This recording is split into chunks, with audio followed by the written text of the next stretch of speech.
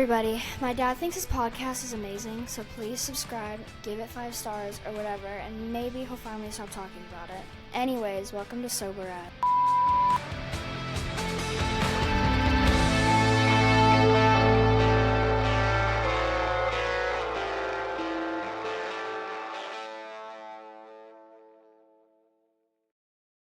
Back to the show, everybody. I'm Ryan. This is Jess. We are sober as fuck. Before we get to today's guest, do want to remind everybody, make sure you like, subscribe, comment, and definitely share the podcast. We are available on every platform out there. Don't forget. The easiest way to find us is to go to pod.link, pod.link. Nice. And then you just type in the podcast, Sober as Fuck, and it will literally pop up every single platform. Love it. Didn't mean to interrupt you, but seemed like a little important bit of information. That is important. See, and I learned something today because I didn't even know that. Thank you. I feel like this is like all the work, and I love it. Episode of Mr. Rogers. That's right. Well, thank you. It's a beautiful day in the neighborhood. Also, check out our website. It is soberasfck.com, soberasfck.com. Also, for any of my athletic fans out there, don't forget you can use my code to save 20%. Ryan, R-Y-A-N, Stew, S-T-E-W, 20 to save 20% at Athletic Brewing. And if you don't like Ryan, you can use mine, Jessica 20. Mine's easy. Jessica 20. I feel like mine's easy. That's it. Whatever. I don't even have to spell mine. Anyways. Anyways. It's a beautiful day in the neighborhood. It is. It's freezing. It is freezing. Oh, and to circle back for a moment. So as far as the website goes, we know we've made a few changes and it's still a little confusing for everyone. So even if you go to the ournoon.com, it will redirect you to Sober as FCK. So it's okay. It's very confusing for people right now. We understand. We are people in transition. We are doing the things. We're working on it over here. We have an Amazon storefront as well. Yes. So that's where you can find all of our guests who have written books that are out. You can find them there. Ryan has a bunch of workout gear on there that he really likes, little tchotchkes that we've just bought for the house that have nothing to do with anything. Pretty much anything we've bought on Amazon that we're like, I like this little doohickey. Mm-hmm. It's on there. It's there for your viewing pleasure. Buy it. To purchase. Yeah. Help us out. Yeah, that's right. Today, speaking of books, we have a guest. Her name is Elaine Brewer, and she probably has the best titled book that we've had of all the podcasters it's on like here. The anthem of my life. That's right. It is called Fuck You, Watch Me. And what's really cool about the book is it's basically like a memoir. I let her tell the story of basically her first 100 days of sobriety, which is really cool. And I can't wait to hear all about the story. So please, let's welcome to the show, Elaine Brewer. Hey, hi, Elaine. Guys. Hey. What's up? How's it going? Good. How are you? Well. How are you? I'm doing well. Thanks. Well, go ahead. Gosh. Stay in your lane. Jumped in on me all day today. So I'm jumping in because, and we talked about this before we started recording, like I love the title of your book. I'm probably going to say that about 50 times throughout this podcast, but it really is like an anthem. So tell us a little bit about that, how you came up with it, where they can find it. Let's start off by you telling us about the book. Yeah. So Fuck You, Watch Me. It was exactly that. It was kind of like my anthem. When I got to the point where something needed to change and I wanted to start living an alcohol-free life, a lot of people came in. There was a lot of noise, people telling me what to do, how I should do it. You got to do it this way, all of the things. And it almost like stifled it for me. And I tried all these different things and, trying to take direction from people who had come before me into this lifestyle, and it just wasn't working. And so I decided to take everything that I know to be true about like mental health and shadow work and like brain rewiring. And I was just like, you know what? I'm going to do this my way, and fuck all you, watch this, basically. So, I love yeah. it. Oh my That's gosh. amazing. That's how I feel on the inside every single day. And I think I think a lot of people feel that way. Even if they don't like identify with like the fuck you part, like you feel that way, especially in recovery and in sobriety, because there's this stigma. And even within the community, it's like, well, you can feel kind of isolated, like if you're working this program as opposed to that, and finding your way. So I love that you put that out there, because you're like, fuck you, watch me. I'm going to make this work. And you really do have to have that kind of mentality. Like, no matter what, no matter the obstacles, no matter what people think, I'm going to do this. So I think that's great.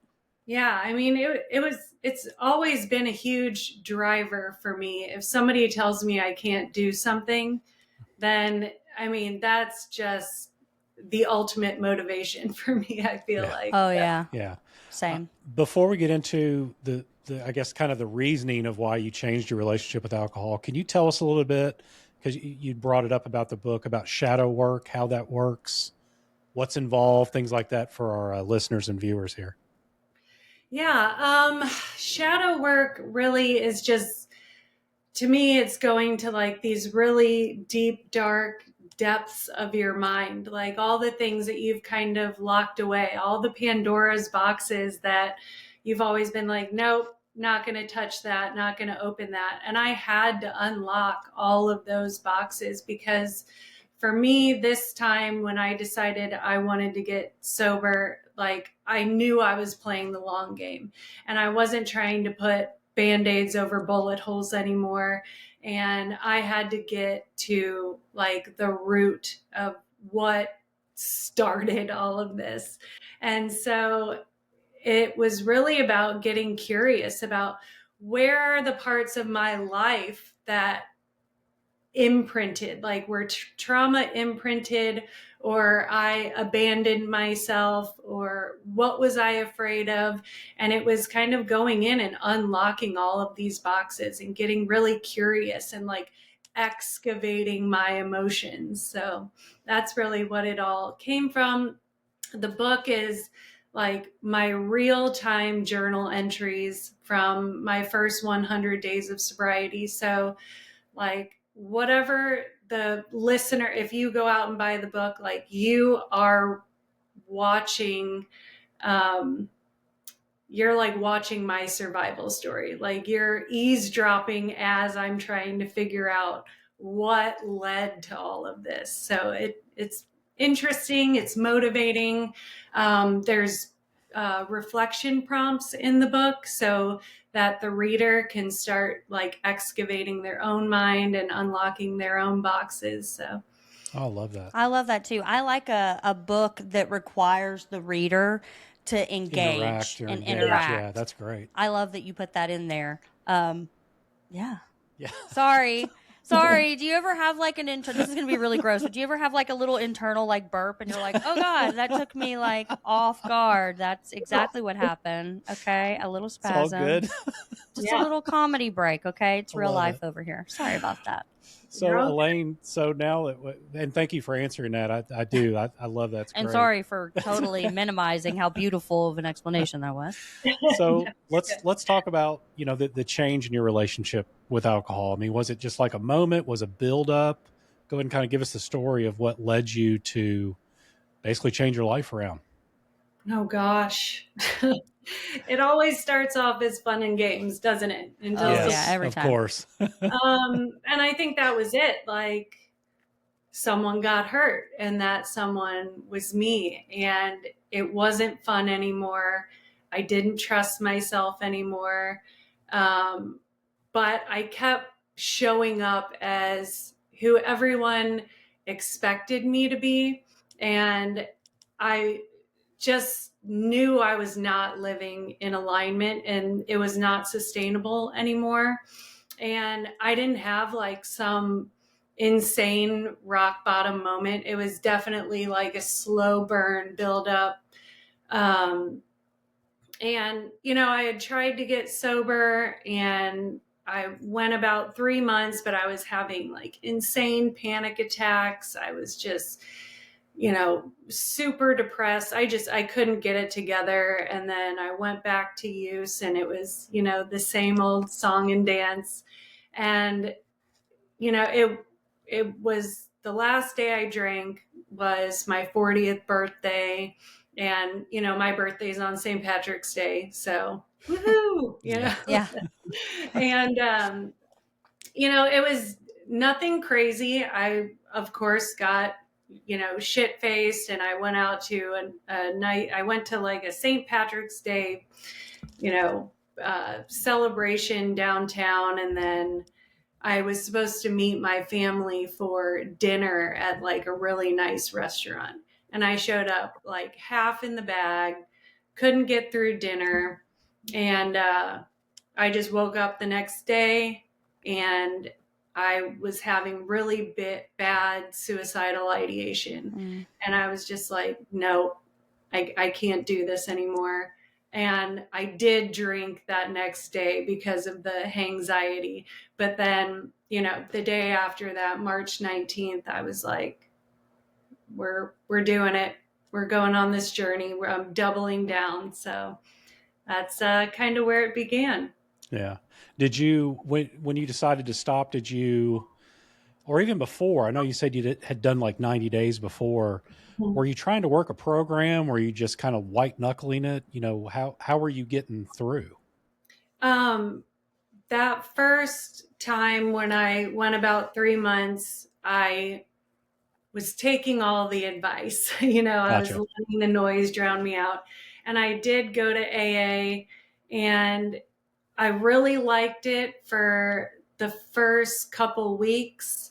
But then I really stopped liking what was going on in the rooms. I felt like a lot of people were projecting their story onto mine. And I had known that, like, one of my core wounds that started the drinking process for me was the wound of inadequacy. And I just felt so wholly inadequate. I didn't feel accepted. I didn't feel valued. And the longer I stayed in kind of the AA rooms, the more I started nodding along when I didn't agree.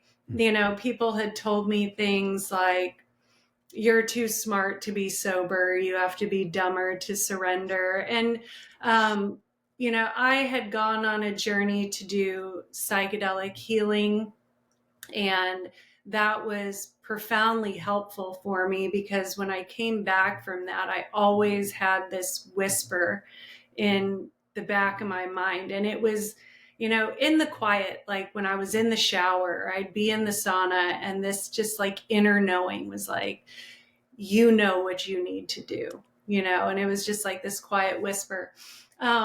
But I felt like when I was in AA, it was I was doing the very things I was trying to heal from, which was like the people pleaser, like just nodding along when I didn't agree, saying what everybody wanted me to say. And so I had to dip out of that.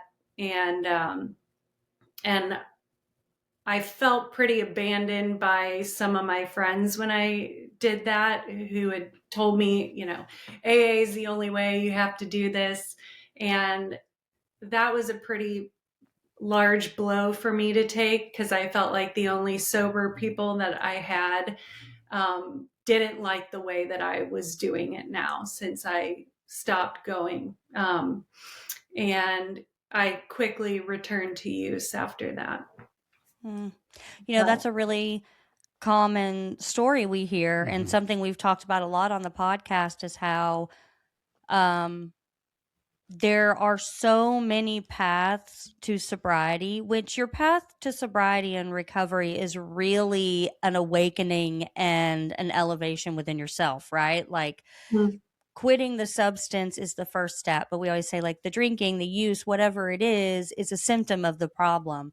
And that kind of goes back to what I was saying in the beginning, is even within these programs, sometimes they can feel very isolating, right? Like AA works great for some people, and for others, it does not work so great. So I love that more and more people are having this conversation of, if you try AA or if you try something and it doesn't work, don't let that discourage you. Because even though, like, you went to AA and even though you didn't connect with it, you still learned something through that process. You learn like your boundaries and what you were willing to tolerate. And ultimately, I'm sure it helped steer you in the direction of where you wanted to go. Because a lot of people, they'll try AA or they'll try other things and they're like, oh, I don't resonate with it. And like you said, then they start using again and they're like, well, I guess this is just my life now. When you talk about like your friends or family who were like kind of critical of you quitting AA and saying that was the only way, what were their reactions when you actually did stop drinking and started following a different program or your own program? What did that look like? I don't know. They haven't really reached out. Oh, wow. Yeah. So Well, how maybe have you? like the fuck you watch me approach, Yeah. but that's okay. I mean, you're Mm-hmm. spot on.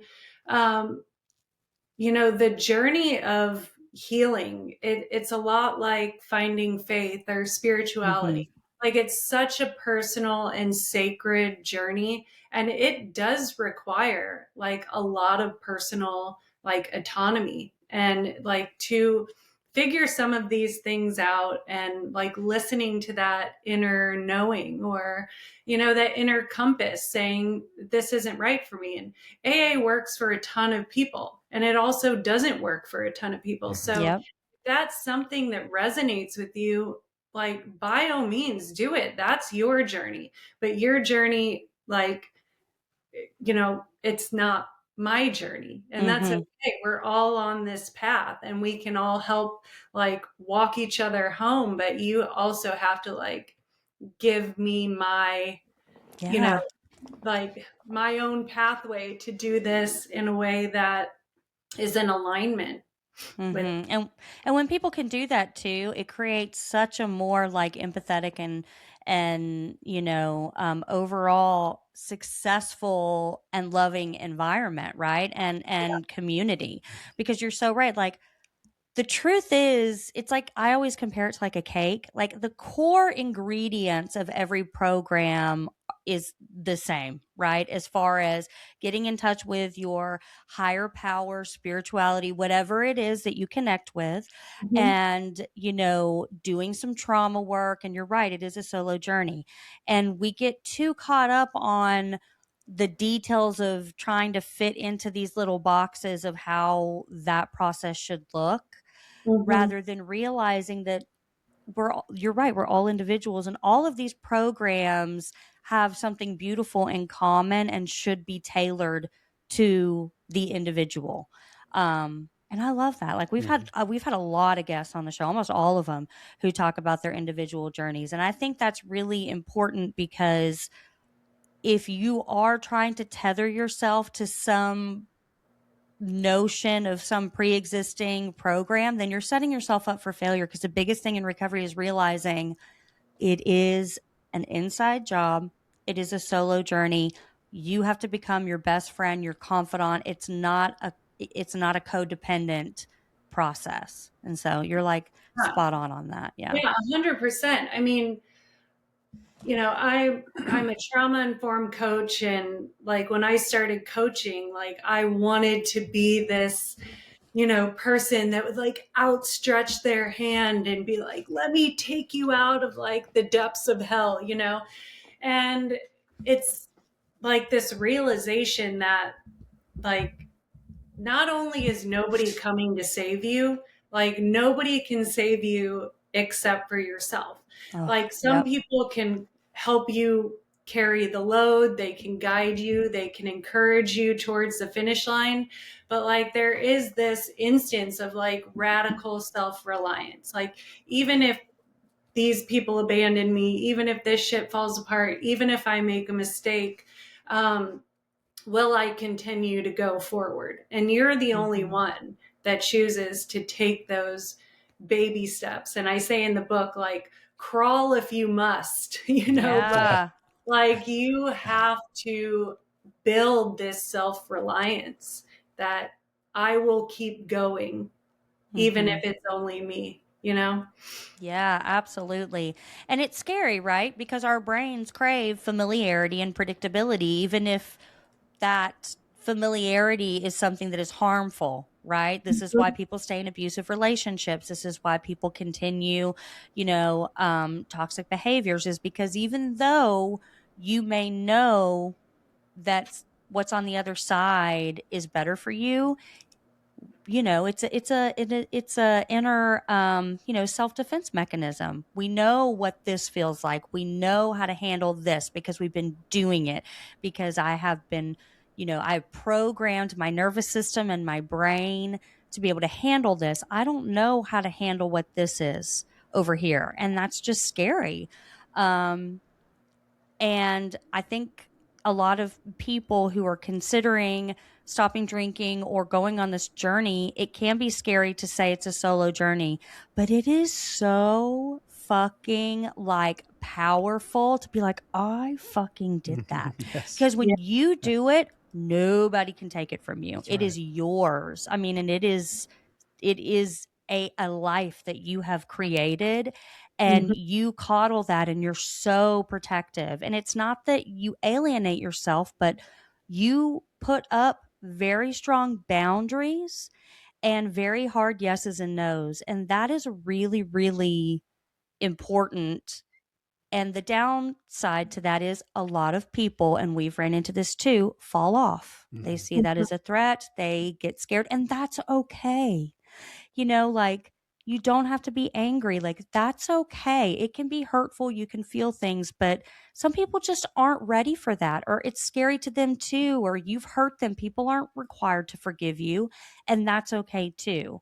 But I love what you said. Ryan said it too when he got sober. He's like, even if my wife divorces me, even if I lose my house, even if the sky starts falling tomorrow, my kids never talk to me, even if the worst things happen, and none of those things happen, what the next step I take is the same. Yeah. No matter what. And that really, I mean, that's powerful. That's strong. Yeah. And, that was one of the first things that I started doing, like very early in sobriety. I was like, all right, this is like one of those moments, like choose your hard. Like I knew I couldn't go back and live the way that I was living, because that shit was hard. But I was also like, careful what you wish for, because this is going to be really hard on the other side too. And so one of the things I started implementing very early on was like this notion of like, get comfortable being uncomfortable. So I started doing like deliberate discomfort almost immediately, like cold plunges, like sitting in silence. If I hated doing laundry to like fruition, and like I would always do like a little bit of the laundry and then keep it for like 3 days and then go. And I'm like doing all the laundry, like from start to finish, like just anything that I didn't like doing, like I was doing it all. And it was, like even, like I say, how you do anything is how you do everything. And so I didn't know if a lot of this stuff was going to work, but like I would get cravings and I would just take a shot of vinegar as like aversion therapy, Wow. Is stuff going to work? I don't know. Yeah. But like I'm throwing it all up against the wall and like I'm going to see what sticks. So like all types of like brain rewiring, like taking new routes to work. I was brushing my teeth with my non-dominant hand, because I was just like, anything that is like re-engaging that brain. Yeah. And so I was like literally like throwing everything I could at it. Elaine's like, no more autopilot. Right. You and Ryan are like two peas in a pod, because as you're talking, I swear, I did the same shit. like your sobriety journey and his almost Very are similar. like dead fucking on. Yeah. I mean, seriously, because he did the exact same thing. He did the cold plunges. He used to hate like, the um, cold showers was what Yeah. I he did. used to hate like journaling, like did not want to do any sort of Reading. inner reflection, reading every single day. Waking up at 5 a.m. He's like, I fucking hate waking up at 5 a.m., which made him do it even more. I mean, it's like the different Elaine's route journey is thing just like too. yours. Yeah. Well, there's That was that. one of the big changes was, and you're right. You know, you get into this routine, right? Yeah. Rinse, repeat. You know, it's like every day. It's like Groundhog fucking Day. Mm-hmm. You know, especially when it came to drinking, because you know you work all day, then you go to the bar. Maybe it's the same one you go to, and you go home. It's the same old people, same old shit, same old stories. And when you make that lifestyle change, which it really is, you kind of got to change everything. You got to get out of that routine. Something as simple as changing your route home makes a huge fucking difference, because you're not passing the same stores, passing the same bars, and cognitively, like is it's good for your brain. Like I swear, I'm gonna start brushing my teeth with my non-dominant that I hand. never thought of. That's pretty is interesting. Fucking incredible. Like even if it's not an addiction or drinking or mental health, like you're so right. We get stuck on this autopilot, and like just for aging brains, like we don't engage with ourselves. I'm gonna start doing that. Yeah, Elaine, that's interesting. Yes, tell me all the discomfort things. It's just like, you know, we give our thoughts so much power, and most of the time they want to drive us towards comfort.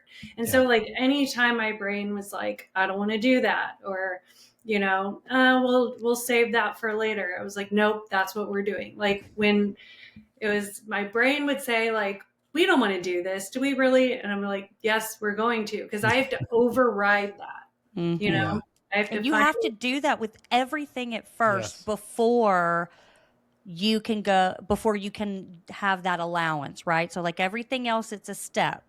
So at first it is forcing yourself to do all these things, and then later in that journey is when you identify, okay, well now I can allow myself a day to live in comfort because I can rebound back, right? Because that's ultimately what it is. And like something I'm going to ask you, I know what your answer to this is the thing ever as miserable as your brain was telling you it was going to be to do it?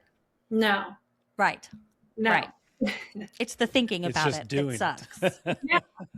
And it's like I actually started the laundry for me. That's just like, you know, I started setting my alarm to see how long it actually took. And it was like no longer than 15 minutes. And it's like, if I am putting this shit off, like what, to scroll, to, you know, like just what could be worse or more, you know, helpful to me than just like doing what you need to do for 15 minutes, you know? Mm-hmm. But it's like our brain is like, yeah, it overthinks it.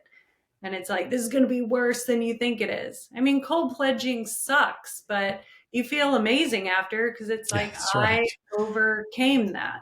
Mm-hmm. I also like to double, like I'm the same way, and I'm ADHD and neurodivergent. So doing things that I don't enjoy or that are mandatory are very difficult for me. Mm-hmm. So with those tasks, I love reading. I will purchase a book on my Kindle, but I'll also purchase the Audible. So I'll listen to my book while I'm doing those things. So that way I'm like, okay, this thing that I don't want to do, I'm coupling it with something that I enjoy and that's also good for me. And I'm so productive that way. Or body doubling, just having like, this morning I went and sat in our office and got some work done, and he was sitting next to me, and just having someone existing and working in that same space. Like there are things that you can do. You know, I used to have a really hard time in the morning, like wanting to get up and do stuff. Put real shoes on, not house shoes, not pajamas, like put actual clothes and shoes on, because it tricks your brain into thinking that you have somewhere to go. And again, you're right. They're little tricks that rewire your brain, because at first it is a practice, and then a practice becomes a habit, and then a habit just becomes what you do every day. It just Yeah. becomes the way. Yeah. And that's what I tell so many people, especially people who are in like these depressive states. Like, you have to fake it till you make it. And Yes. that doesn't mean you have to go out there and like run a marathon, but you do have to get up and brush your teeth. Or you Yep. do have like clean one dish, like go declutter one drawer, because giving yourself those small wins throughout the day, like they create, like that is your foundation. That's what you build Mhm. off of. You don't have to, clean the entire house. Just pick one thing and it will make you feel better. Like, Mhm. Yeah. it's like the book, like I forgot, Admiral McCraven. Yeah. Make About Bed. making your bed. Yeah. Yeah. It's like you're starting the day off with a win, Mhm. and if Yeah. that's the 100%. only win you have, at least you have one. That's right. Right. And that's what we get stuck into, because a lot of people go all the way to the other side, right? And they're like, well, even what if I have a bad day? What if trauma hits? Well, the only guarantee in life is that some shit's going to happen. Some bad shit's going to happen at some point. For some people, it happens earlier than others or whatever, but it's going to happen, right? You're going to lose people. Shit's going to happen. So I love that you brought that up. Like, your wins every day, your discomfort every day is tailored to what you're going through. Mhm. Like, you're right. Like, putting on clean underwear, that might be your win for that day, Yeah. or getting on a meeting, calling a friend, like just anything to pull you out of that. I love that you brought that up, because I think a lot of people are like, well, some days it's just impossible. Okay. But like, what your 100% is that day is going to look a little different, and that's okay too. Like, there's a big difference between just falling back into that behavior and getting up and going 1,000 miles a minute. It doesn't have to be black and white. You tailor it to what you're going through that day. And that's Mhm. okay. I love that. Wash one dish. Yep. Mm-hmm. Exactly. One thing I want to go back to when you were talking about you'd lost some of the friends that were telling you this is the way, you got to do it. It's in it seems like in every recovery platform, the saying is that, connection is the opposite of addiction. So how have you found connection now, this time in sobriety, and how has it helped you through your sobriety so far? Oh gosh. See, that's a tough one for me, because I did this very abnormally. I feel like I didn't Well, have, you did it your way and it's yeah, working, so but that's okay. I don't feel like I had a lot of like help or support or connection.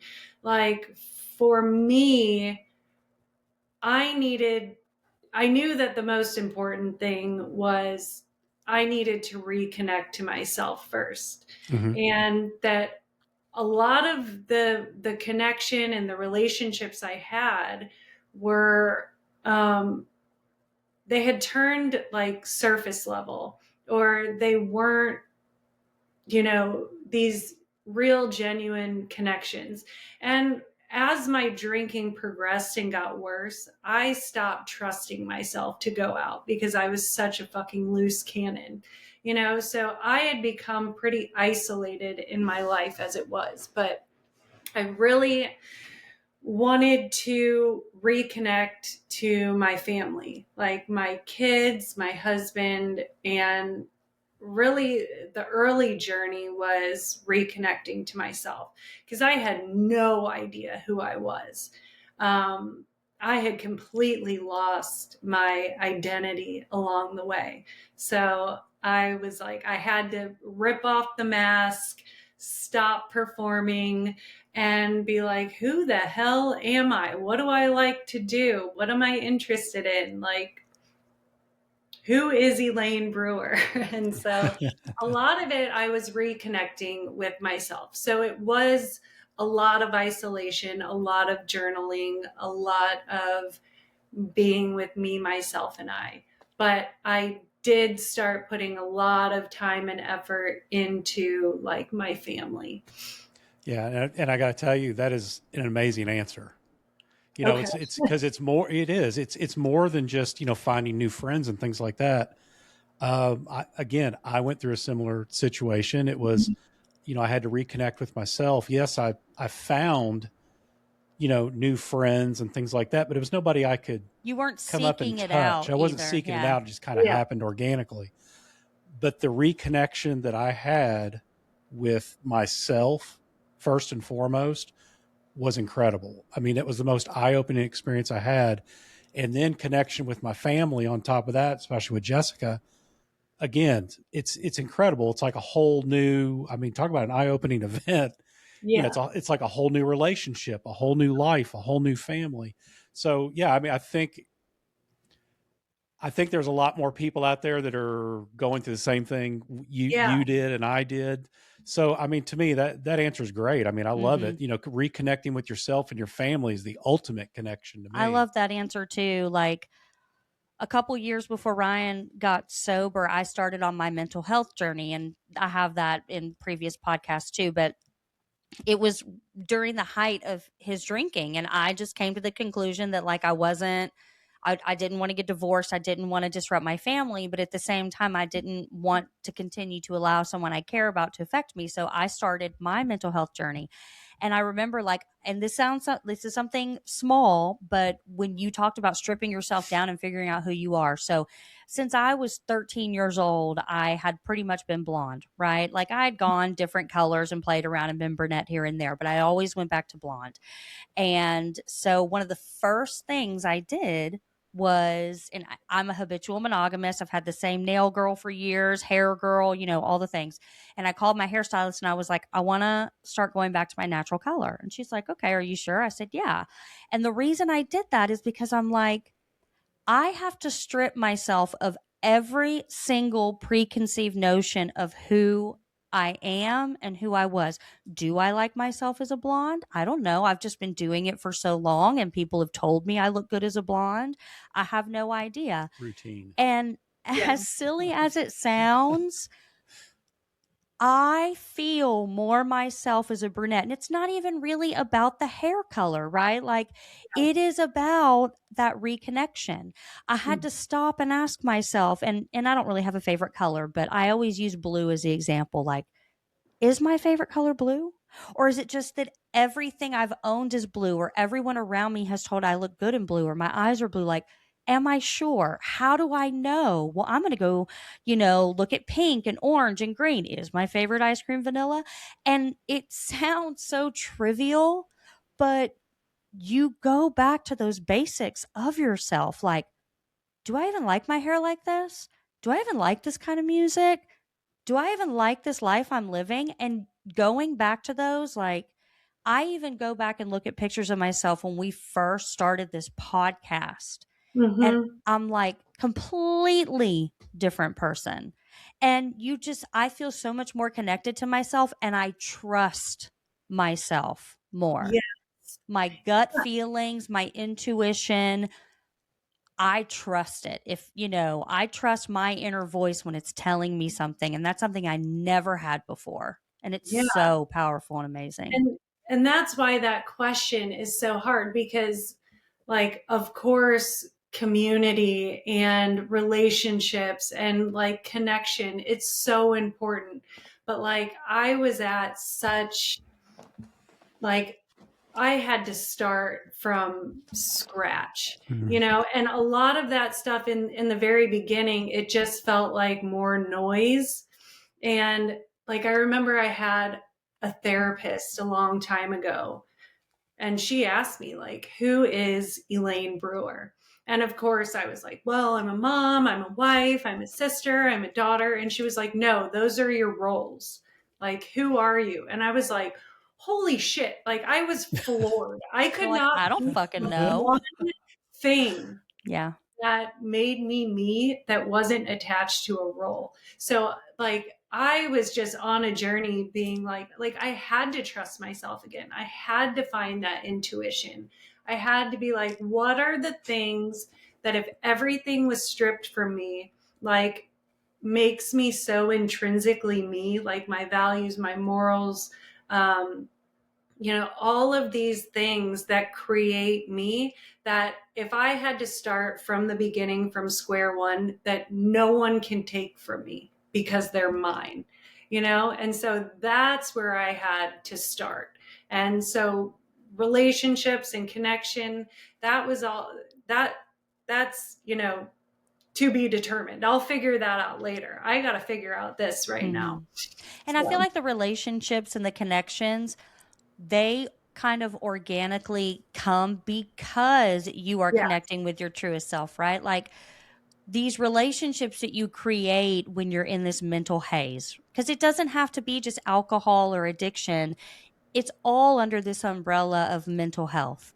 When you're in that fog, you are just latching on to things for various reasons. Maybe some of them are genuine, but a lot of them are just like, oh, well, these are my work colleagues, or this is my husband, this is my child.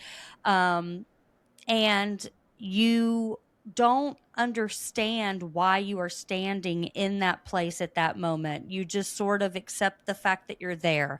It's more like going with the flow rather than like checking the tides before you get in the water, right? yeah, And so those relationships, I feel like they come to you because you're connecting with yourself, and people see that, and like attracts like. I That's mean, just like exactly this what I was going to say. podcast, right? And I think it's in retrospect, like this podcast right here, we are part of your community now. You have shared your mhm, story with us. We're a connection. I mean, it is honestly, and you don't realize it. That's how it was for Yeah. you. It was like you just do all these things, and these people come and you talk to them. And sometimes it's just a one off conversation, sometimes it's multiple conversations. But eventually, over time, you're like, I really do have like this community of Hmm. people, whether I've ever met them or even if I've only spoken to them one time, and they become your community. I'm excited to see that grow for you too, because I yeah, know that you're still like you're coming up on that 1 year. And I feel mhm, like your first year, Ryan, you had community, but I don't know that you really like identified it as community. It was more something that like you're like, Well, it was just maybe I do. it was a build up, Yeah. build up I for mean, sure. the scariest thing for us is, we met at a bar drunk. mhm, So we're like, well, what if we don't like each other? yeah, And that's a real like, what if we're just like best friends? Hmm. Do you know yeah, what I mean? Like, what if we're just like, this is weird. That didn't happen, but those are yeah, things that can happen too. yeah. And I think like going back to that like wound of inadequacy, and this is what I'm talking about like not trusting myself or having relationships be at surface level. That was no one else's fault but my own. But I learned from a very early age to like be a chameleon, like to walk into a room and be like, who do I need to be for these people? Same. And like, how do I prove my worth, or how do I gain acceptance? And so, I didn't find it valuable to like jump into those pools yet because Hmm. I hadn't maintained that skill. It was like what we were talking about earlier. I had to create discipline. I had to get comfortable being uncomfortable. Then it came to be like, know thyself, so that I can like walk into rooms and like be myself. Like a year ago, if I would have come on this podcast, I'd be like, okay, who do I need to be right now, instead of Right. just being like, be your fucking self. That's Hmm. right. I And so, told I yeah, totally get it's that. funny because it's all of these like this unlayering, like peeling the onion, like getting down to the core, and then you build off of that. That's all it is. I mean, it sounds simple. It's not. Hmm. There's a Hmm. it's a really difficult journey, and it's a lot Hmm. of hard work, but it's definitely worth it. And you're Yeah. so right. It takes discipline. I remember the first time I started therapy and my therapist looked at me and I was like going on. I was like, my mom this and my brother this and my drunk husband this and blah, blah, blah, blah, blah, and all these things. And I've had all this trauma and la, la, la, la, la, la, right? And she's listening and she was great. And she looked at me and she was like, okay, so what do you want to do about it? And I was like, well, that's why I'm here. And she's like, okay, but like, do you want to divorce your husband? I said, no. She's like, okay, so then you want to continue your marriage and this ad, do you want this? Do you want that? And I said, okay. She goes, you're not going to like what I'm going to say, but people and situations can only affect you if you allow them to. And I was like, you're crazy. Of course, the people I love affect me. Like when someone I care about, something happens to them. She's like, I'm not saying that you don't have an emotional response or that it doesn't like affect you and how you feel. But it is on you how you respond to it in reality. It is on you what energy you give it. Like, of course, the people we care about hurt us when they're struggling or they do something to us. It's not about being stone cold and being like, I feel nothing and I'm affected by nothing. It is about looking at a situation, giving yourself allowance to say that feels shitty, and then figuring out what step to take next. She's like, people and situations can only affect you if you allow them to. When you understand that other people are hurting, other people have a journey, it is rarely actually about you. Doesn't make the behavior okay, and you still shouldn't allow it. But when you realize it doesn't have anything to do with you and you think about it from a compassionate place, you allow them their space to do whatever. And you're like, and I'm going to be over here doing my thing. That's fine. You can continue to do whatever or hate me, but I'm going to be over here. And I'm sorry you're carrying all this animosity.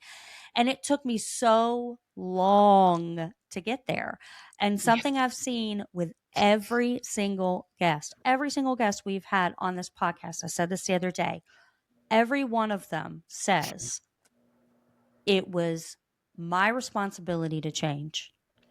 Yes, shitty things happened to me, but that had nothing to do with how I reacted. That was on me. I may have gotten fired. I may have had friends that never talked to me again. That's okay. I probably deserved it. And you know what? That's part of my journey.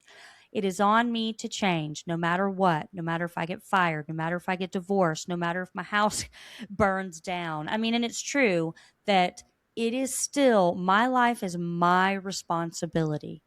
Yeah. And if my life doesn't look the way I want it to, or if I'm unhappy, there's only one person walking this planet who has the power to change that. And it sounds scary to someone who is still living in that victimhood. But once you realize it is literally the most empowering thing to know that it's on you. I'm not happy. I'm going to fucking change that. How? I don't know. I'm just going to keep trying different things until something sticks and I'm going to figure it out. Yeah. And I think that was one of the hardest lessons in my journey so far. And like there's, I think, such like a toxic notion around, or expectation, I guess, in like reciprocity and healing. That like if you show up as your most healed version, like you invite everybody else to show up, and it's like, no, not always true.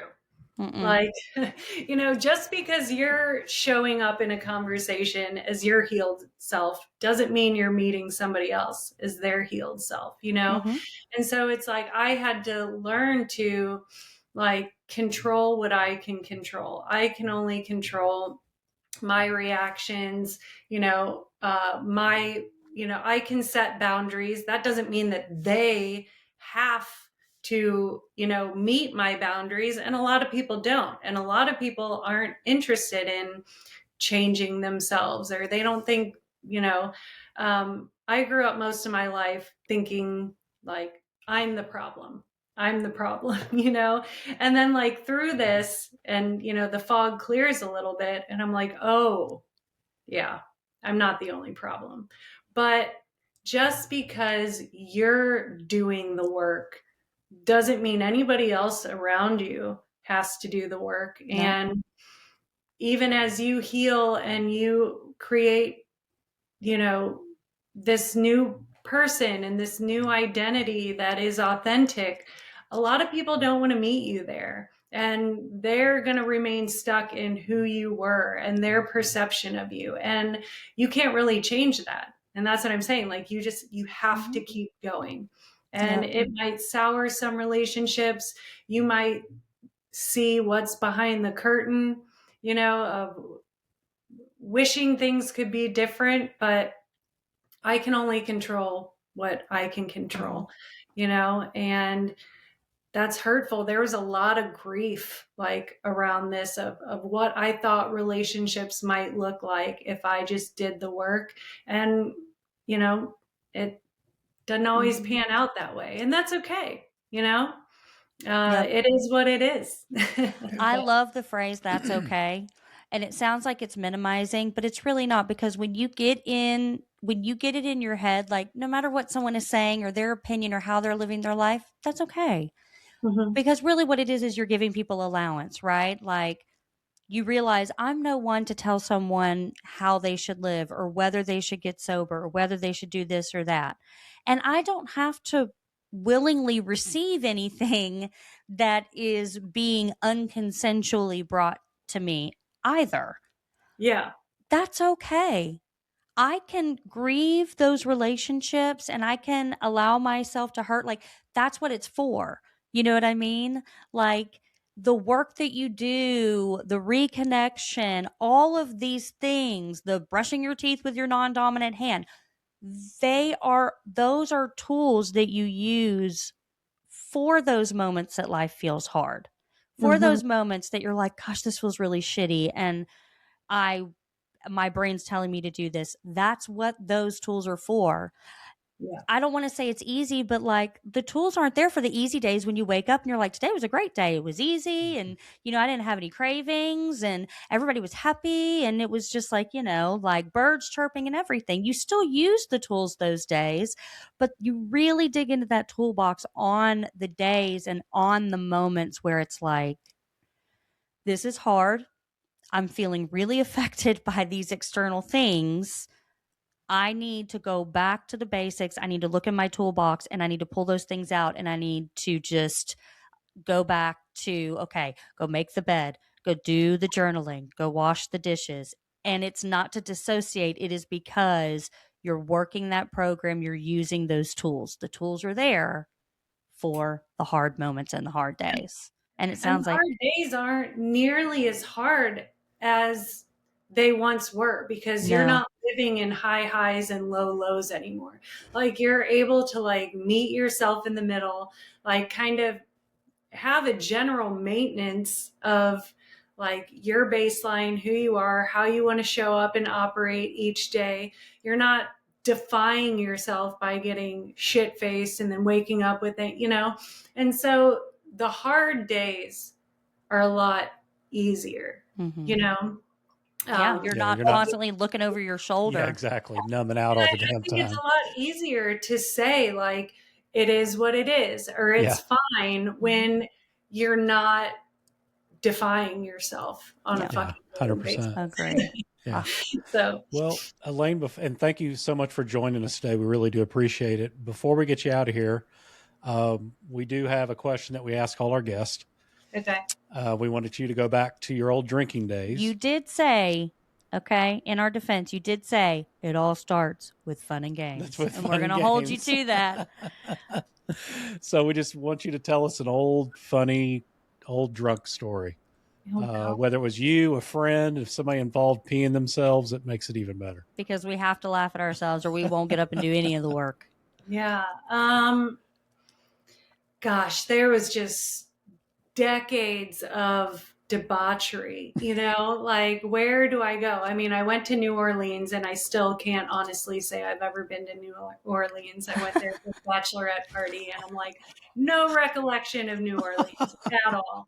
I don't know. A funny one is I was in an Uber one time and of course, as drunk people do, you're talking to your Uber driver and he's telling me how he wants to kind of drop everything and go try out for the amateur World Series of Poker in Vegas. And I pride myself on being a pretty good poker player. So I was like, oh yeah, like when you get back to my house, like let's play like a couple games God. of Texas. And all in all, I ended up winning my Uber fare back and every dollar he had in his pocket. And I hope that he rethought going to Vegas to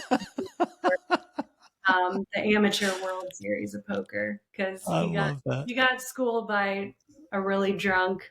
That's awesome. That's like something that's in a movie. Yeah, That's great. That's phenomenal. I love that.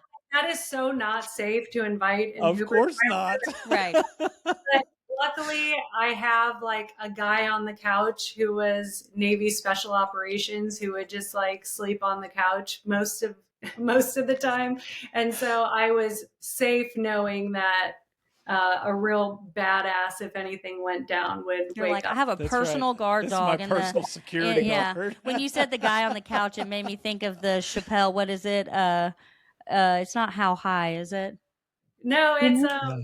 yeah, I know what you're. Do you know what I'm talking about? Oh, it's From? Yeah, the guy on the couch. The guy on the couch. yeah. I want to talk to Samson. What the hell's that movie? Half-Baked. Okay. Half Baked. That's it. Half baked. Oh my god! It's like I just Sounds I like hear it your all the guy time. on the couch though was a little more Yeah, aware than Aware, that guy on the couch. Though. yeah, That's he good. was. That's awesome. Well, Elaine, where can we find the Mm-hmm. book? Let's go ahead and tell everybody how they can access that. We're going to put it on our Amazon storefront so Mhm. people can go and they can buy it. Okay, so here's the book, Fuck You, Watch Me, and you can get it on Amazon. So if you go to Amazon, put in Fuck You, Watch Me, you can get the paperback or Kindle version. I love my Awesome. Kindle. And I just found out why I'm getting double charged for everything on this podcast today. Why? Audio and visual. Yeah. I got to read it and I got to listen to it. God, I was getting double charged. Well, I'll definitely be reading your book. Yeah. I'm definitely going to read your book. I'm on this journey of reading all of our guest books. Mm-hmm. I'm taking it one at a time, but I'll let you know when I read yours. I can't wait. It's a really easy, fast read. It's just kind of like, I have the whole first section, which is like the undoing, which is really quick. And then it goes into my journal entries. And it's just like, that's what it is, like a page and a half of a journal entry, and then reflection prompts for the reader. That's awesome. I love it. Elaine, your story is so powerful and so wonderful. And when do you celebrate your 1 year? March 19th. Okay, Awesome. That's incredible. If we don't talk to you on that date, happy 1 year, but we will definitely give you a shout out. Yeah. Thank you guys so much. Elaine. I appreciate you. We We'll talk appreciate to you soon. you. Thanks so much, Elaine. Take care, guys.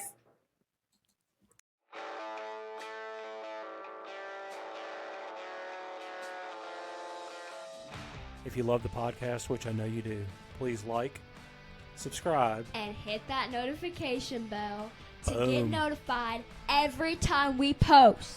That's right. Dropping them, baby. Word.